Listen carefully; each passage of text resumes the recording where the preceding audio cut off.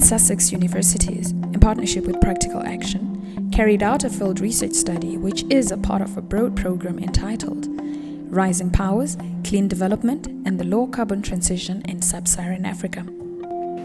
This research has been focusing on the rising powers, namely India, China and Brazil, precisely because we see these countries having a lot of influence in Africa in terms of technology adoption, funding, and in terms also of influencing decision making, for most of the sectors, including the energy sector. So most importantly, the low carbon development research was looking at to what extent is technology arising from these rising powers influencing the adoption of different sectoral projects, especially in energy, looking at energy for cooking, but also rural electrification. As such, we looked at various aspects, what the influence of China, India, and Brazil has been. Implemented in 2 phases, the first phase of the project was completed in 2013. During this phase, case study projects on clean energy, financed by both the Rising Powers and other actors, were identified in Mozambique. The second phase of the program, which is this research study, investigates the on-the-ground implications of projects implemented by the Rising Powers, delivering clean energy for households and communities in Southern Africa. The specific objectives are to understand the views and experiences of the local people, to explore how energy services and technologies are organized at local level and how relevant technological and social changes impact on poverty reduction and income generation. Through detailed community and key stakeholder consultations, this video carries the community voices about the impacts and challenges they are facing. The field research focused on clean energy projects implemented in the provinces of Maputo, Manica, and Zambezia.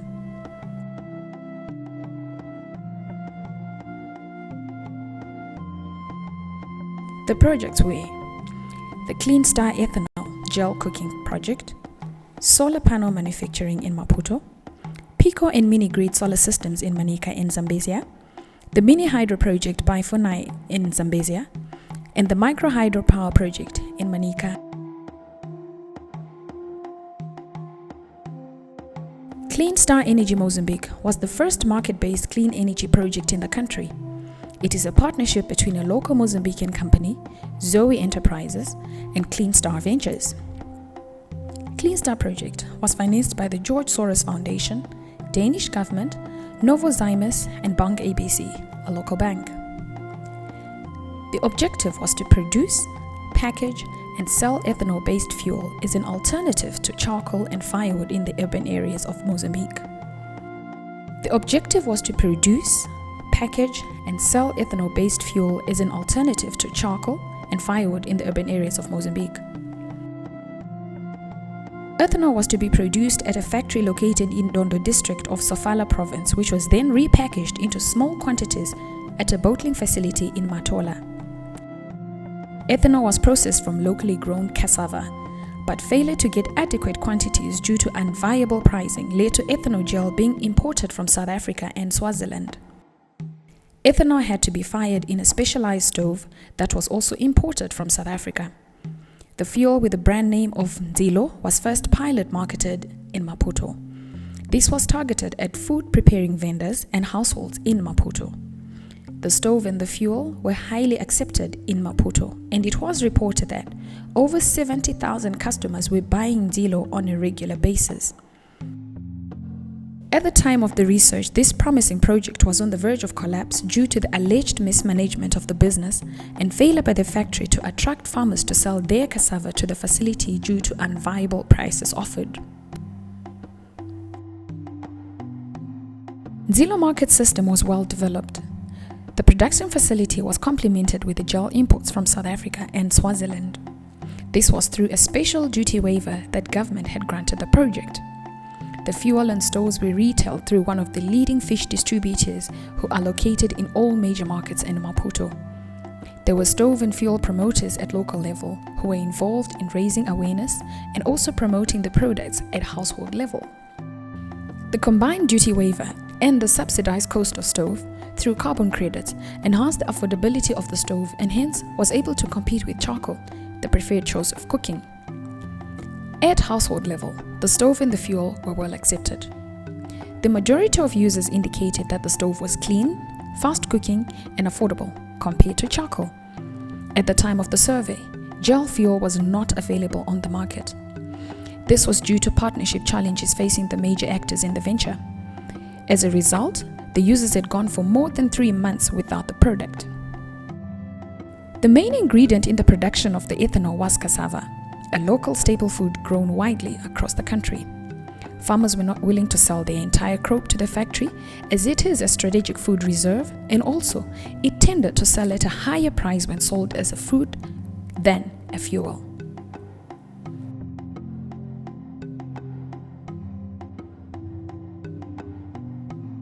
The National Energy Fund, FONAE, is operating Mozambique's first photovoltaic module production facility in Maputo, funded by the Indian government. With a total production capacity of 15 megawatt peak, the factory's capacity is currently limited to 0.6 megawatt peak. The range of products is 10 to 150 watt peak solar panels, mainly targeted at FONAE's sponsored project. The long-term plan is to reduce the cost of solar panels in a country as it looks to boost access to affordable energy. The factory is yet to aggressively penetrate the local solar market. On the market, there is a heavy dominance of important solar panels from South Africa, which are costly compared to the solar panels manufactured at the Maputo plant. It costs on average $1 a watt peak for a solar panel from the factory compared to $3 per watt peak for the imported panel. All the materials used in the panel assembly are imported. The glass is from Italy and the wafers are from Taiwan, whilst the aluminium frame is from South Africa. The plant can, however, replace some of the materials like the imported aluminium frames by taking advantage of the local aluminium smelter plant that can potentially reduce the cost of the solar panels.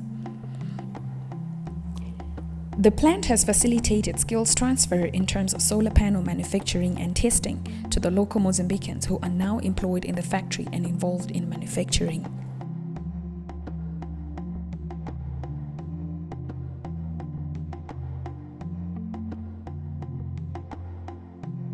In Mozambique, off-grid solar systems are the most common use of solar energy, mainly targeted at small-scale sites where the grid is unlikely to reach.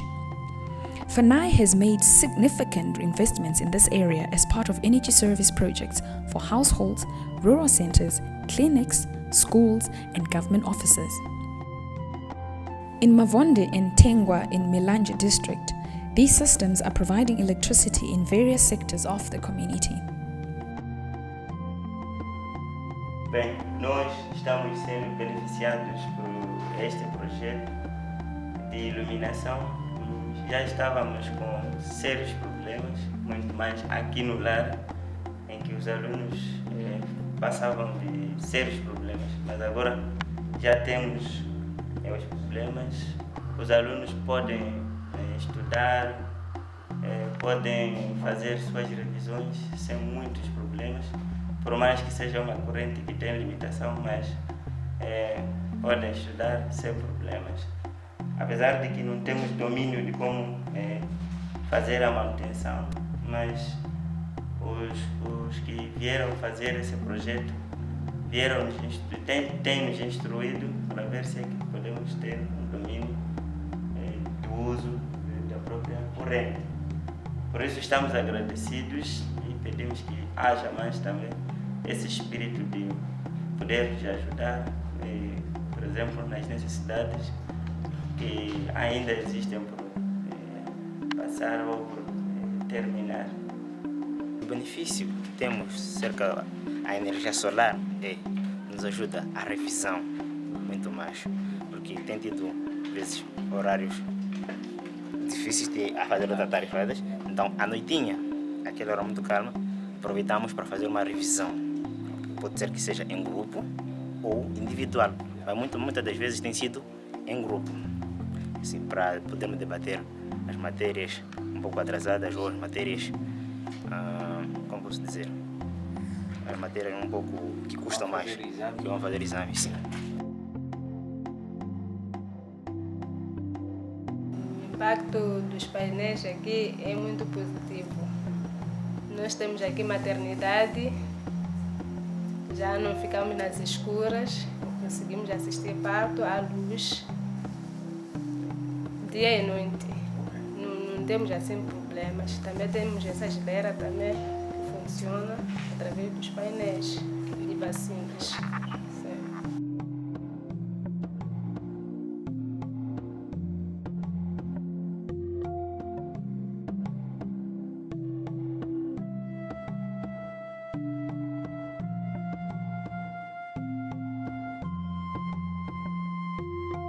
Most Pico solar systems in Mavonde were non-functional due to lack of technical backup.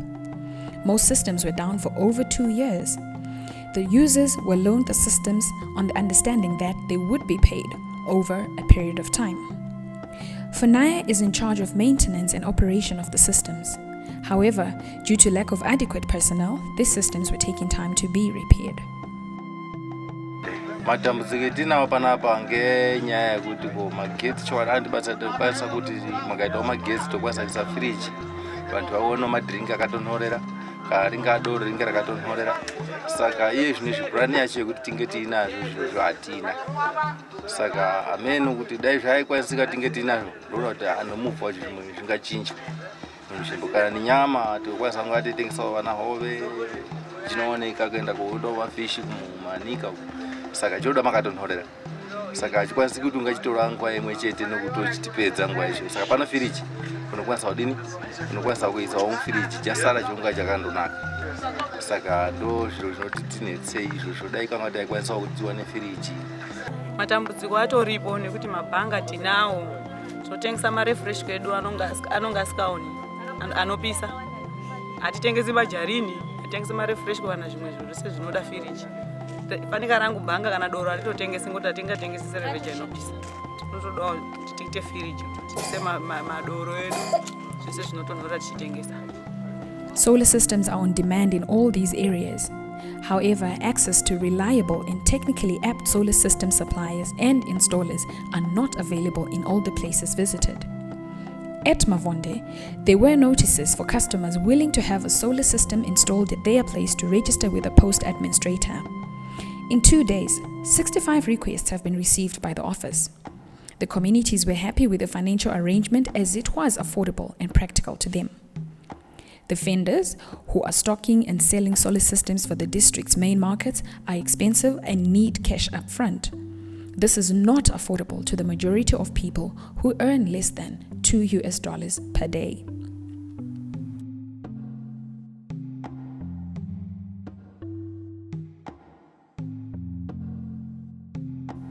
In March 2013, FONAIA established a solar mini-grid with funding from the Belgian government at Chinambuzi in Manica district. The mini-grid is only providing electricity to 10 shops and 10 houses for government workers at the center, including a clinic, school, police and administrative posts.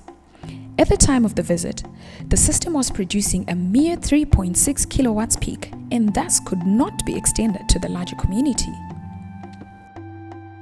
Matambudziko itasangana kuti zvizhinji zvimwe zviro zvitari urishandise kudai ngefish tanga sikatenge fish yedzimona nozimani makarapawa kuti semfiriji tanga tisina firiji uye makoko takumwa makoko ane firiji mwana manje kana pachipitari apo anytime kesinonkara katobaka ipo natikasvika kana kuti pakati pousiku kuti kudza infirimiro tibatsiro pana unobeseke rodini rotibatsira akasununguka neso povu iri panapa iri kubatsirika ndomagisa ngoti esari zviro zvavo zvinoiteswa mashopu musongo zviri kusenza ngezvemagetsi ngezvemafiriji zviri kufambira zvakanaka.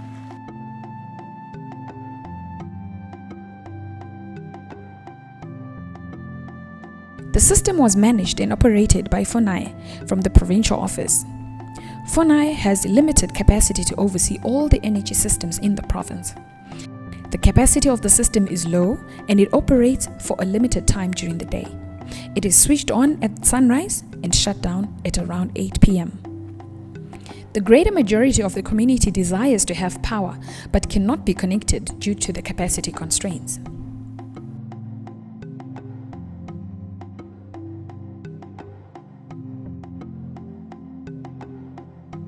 Energizing Development, ENDEV, is an impact-oriented initiative between Netherlands, Germany, Norway, Australia, the United Kingdom, and Switzerland.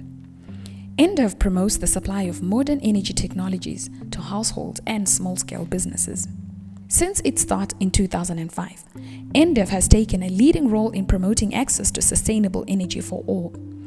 GIZ acts as a lead agency for the implementation of the Energizing Development Program.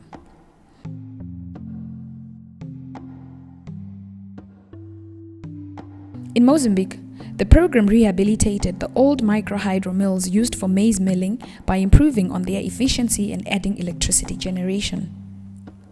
The micro-hydro schemes are owned and operated by individuals who receive financing to set up the power generation component of the schemes. The finance was part loan and part grant.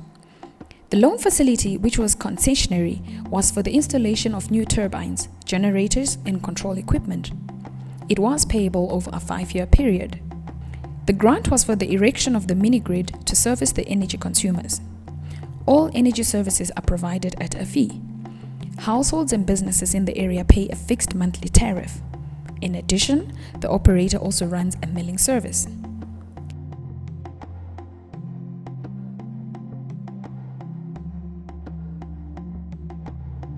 This research is also complemented by a consultancy study undertaken by Practical Action. For this study, 2 operators were interviewed, and during the consultancy study for Fonai, 6 micro-hydro schemes were evaluated, including the 2.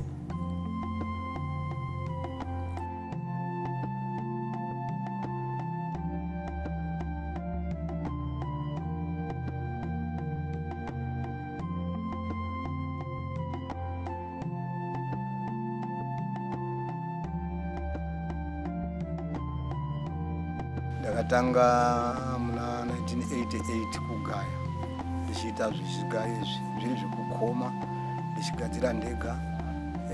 Muna 2007 ndo pendakatanga kuita zvemagetsi, asi akazotanga kubaka mu 2008 mwedzi wa September.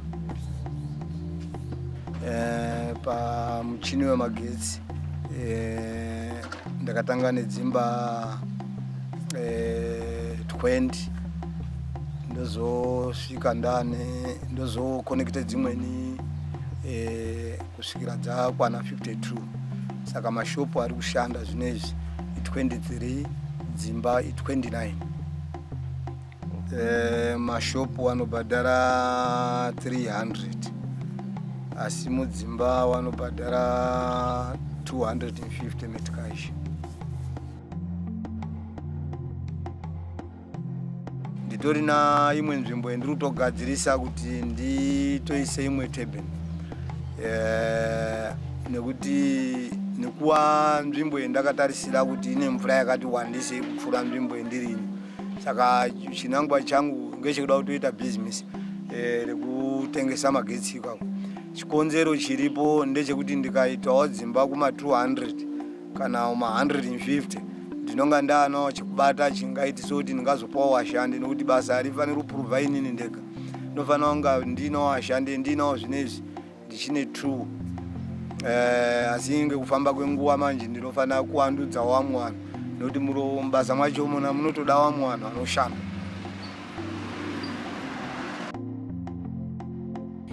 Of the micro-hydro systems visited, 50% were non-functional. The remaining systems, even though operational, had low reliability and efficiency.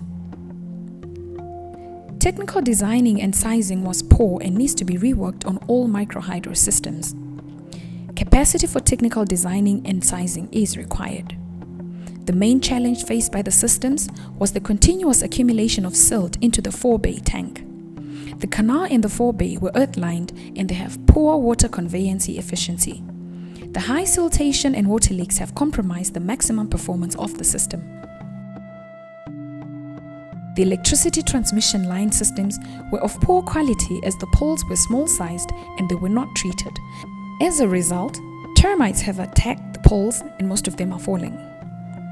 The ownership of the micro-hydro schemes was clear, and this needs to be replicated in future systems. There is no evidence of market needs and demand assessments having been carried out.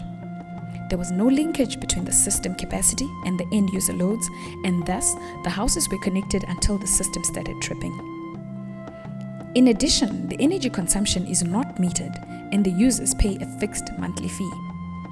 There is a general agreed tariff of 200 to 250 metcash for households and 300 metcash for businesses that is charged to consumers regardless of the energy consumed per given period. In some cases where the system was connected to the hospital and school, these were paying 2,000 metcash per month.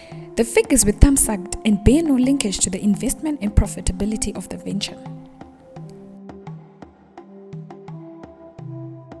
Equipment for micro-hydro systems was financed through a soft loan facility. The operators paid for the turbine, generator, and powerhouse infrastructure over a 5-year period. 3 of these operators have fully paid the loan, whilst 3 failed due to poor system performance.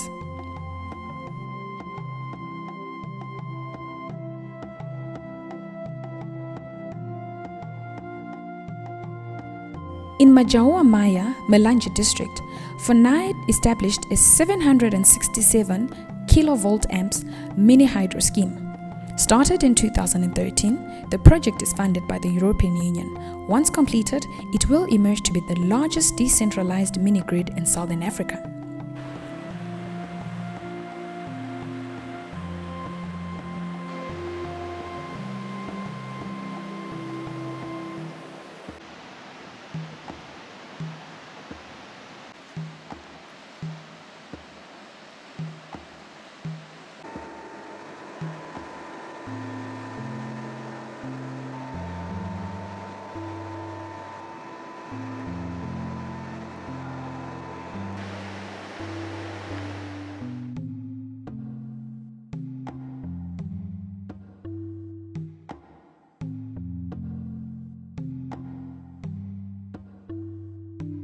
The first phase of the project has established a 4-kilometer high voltage line, and the next phase, which is still under construction, will extend it to 40 kilometers.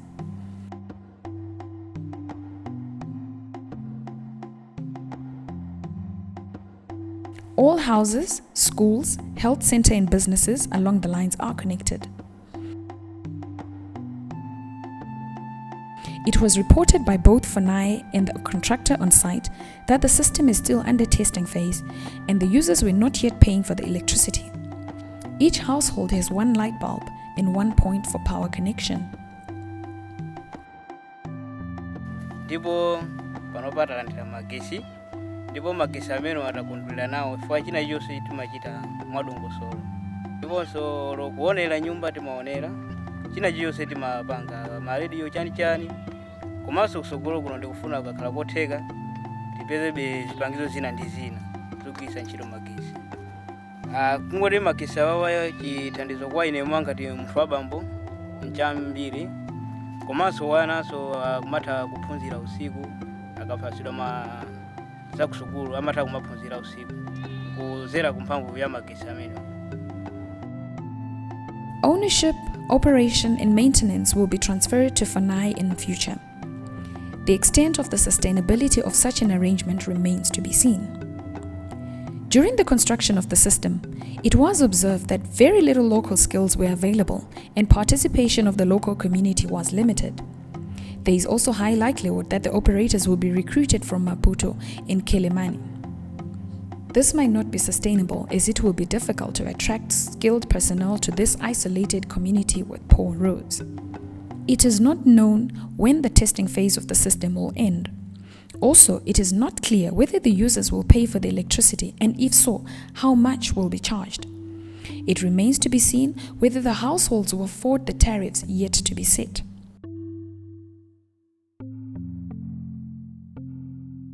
The needs and priorities of the communities were not adequately captured. What is critical for the community is a grinding mill service, as they currently cross the powerful Ruo River into Malawi for the services.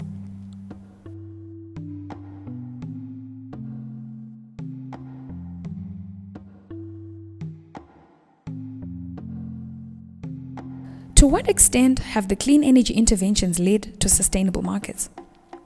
The most advanced market was for the ethanol gel project, whilst the least developed is the Pico solar market system. Financial and operation issues are critical to the long-term sustainability of renewable energy technologies. Issues such as operations and maintenance, tariffs, capacity building, and training are essential to consider when developing rural electrification programs.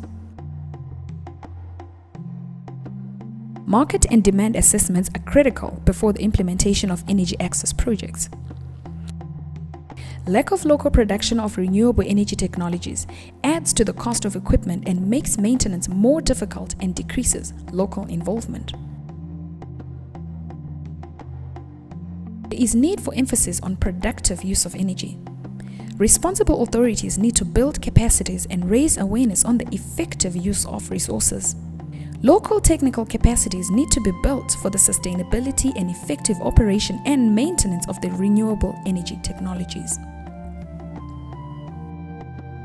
The findings of this research are critical, for people like government decision makers in the ministries of energy, and as they engage, with new, groups of companies that are coming from China, India, and Brazil, as they sign contracts or as they review contracts in terms of energy, whether be it energy for cooking, like fuels or cook stoves, or be it mini hydros, what sort of technology that they are getting into, or contractual applications that they are getting into, they need to look at all these processes that are identified from this research and see how they can help them negotiate a better deal for Africans, but also factor in some of the lessons in terms of how to enhance sustainability, ownership or maintenance. So this is very important. As we conclude on this research, we actually we identify 3 models in terms of how clean energy is being delivered in Mozambique. The Clean Star model has demonstrated high innovation in terms of its market development. However, it had also its own weaknesses, basically pertaining to how the partnership arrangement has been made between the various partners involved within the Clean Star venture. We also had another challenge where, from the production side, this couldn't take up off due to farmers not taking on to the idea of selling all their crop to this processing facility which is located in Dondo. So we see that facility being closed due to lack of adequate resource to produce the ethanol. From the GIZ project, we see that it had all the critical elements for sustainability, but the major challenges we see with the GIZ model has been that the technical input has been a challenge, in that it has been of poor standard, and as a result the systems were not optimized and they were not delivering power that would ensure the economic viability of these schemes. There was also an issue related to the costing or the price of service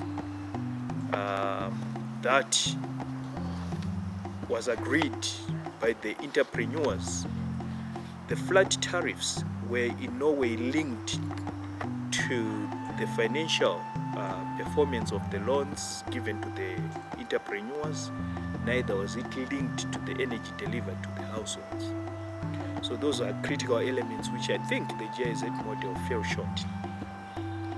With the FUNAI delivery model, it's basically a centralized model, and it's a model which we see FUNAI being involved in almost every chain of the process.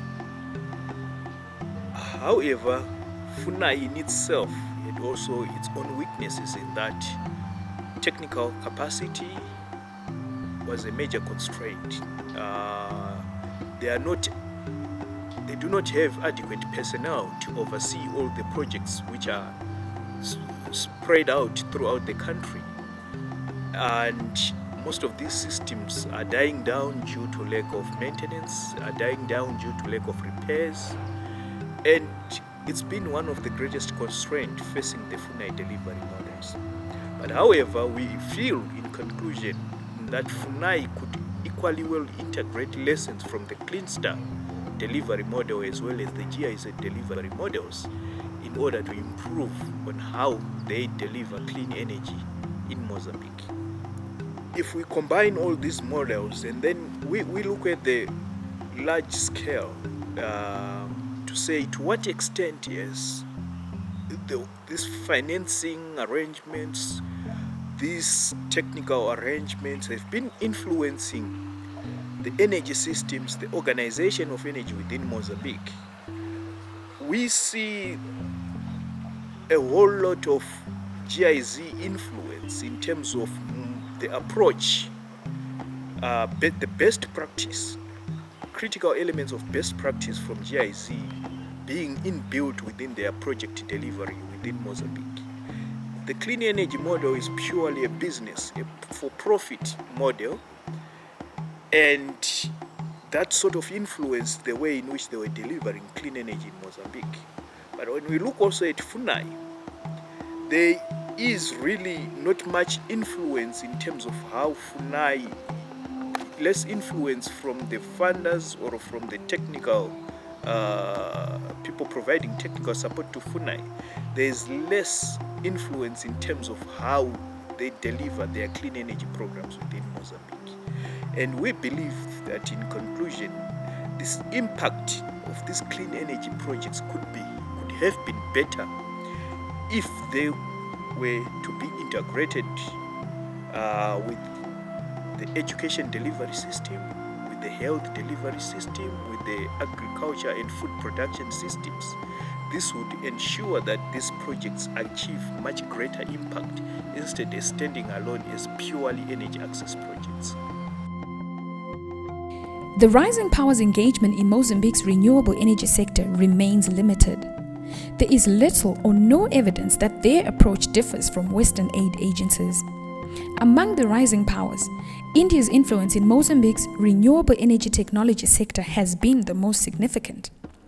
Whilst these renewable energy interventions have provided access to electricity to off-grid communities in Mozambique, various key issues still need to be urgently tackled to ensure their sustainability. Our observations are that these initiatives are not sustainable. Addressing critical factors such as affordability, operations and maintenance, and productive use will ensure effective energy access, a vital catalyst to a wider social and economic development.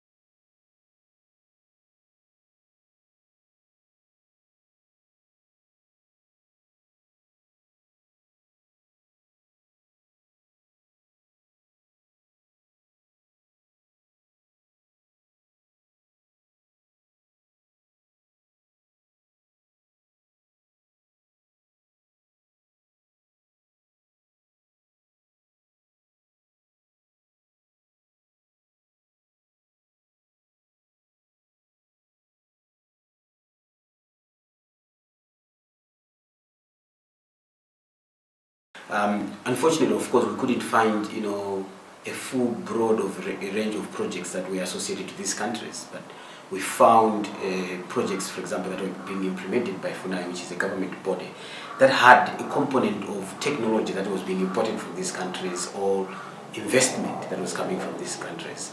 And so our interest was ownership, to what extent is ownership, models demonstrating sustainability. We're also looking at the type of technology in terms of, is this technology that is readily acceptable? Are people finding this technology sustainable to adopt in the long run? But also we're looking at issues of operation and maintenance. At what extent are these influential countries in Africa, making sure that such technologies, when they come, they bring in capacity, associated capacity, or they build capacity for the communities or government to be able to operate and maintain these systems.